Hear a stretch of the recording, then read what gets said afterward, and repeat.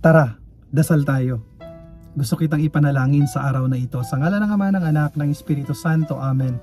Diyos ng pagmamahal, Diyos ng pagpapala, ipinapanalangin ko po ang aking kapatid na nangangailangan ng panalangin na ito, nangangailangan ng iyong awa, nangangailangan ng iyong gabay, at nangangailangan ng iyong biyaya. Panginoon, ipagkaloob mo po sa kanya ang kanyang mga kinakailangan upang mapagtagumpayan niya ang anumang mga pagsubok na pinagdaraanan niya sa kanyang buhay. Anumang bigat, anumang krus ang kanyang pasan-pasan.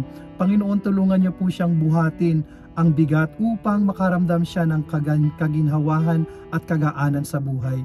Panginoon, alam po namin na ang mga pagsubok na ito ay upang kami ay tumatag at maging matagumpay sa buhay. Kung wala ka, hindi po namin kaya. And I know na kayo lang po ang makakatulong sa amin. And you are the way, the truth, and the life. Panginoon, bigyan niyo kami ng inspirasyon, bigyan niyo kami ng lakas upang kami ay hindi maligaw ng landas. Nawa Panginoon, sa mga pagkakataon na pasuko na kami, ikaw ang sumalo sa amin at maging ilaw upang kami ay patuloy na lumakad sa landas ng iyong liwanag. Panginoon, comfort those people who need your comfort. Lalong-lalo na po yung mga hirap na sa buhay, yung mga pasuko na sa buhay. Ganon din naman Panginoon yung mga tao na hirap na at wala nang ibang mapuntahan at kumakapit na sa patalim. Panginoon, ipaalala niyo po sa kanila na hindi niyo sila nakakalimutan, that you're always there for all of us. Ganon din naman Panginoon sa mga kapatid namin na talagang nahihirapan ng makita ang liwanag at tamang daan. Panginoon, ikaw ang maging gabay namin sa lahat ng mga desisyon na aming gagawin.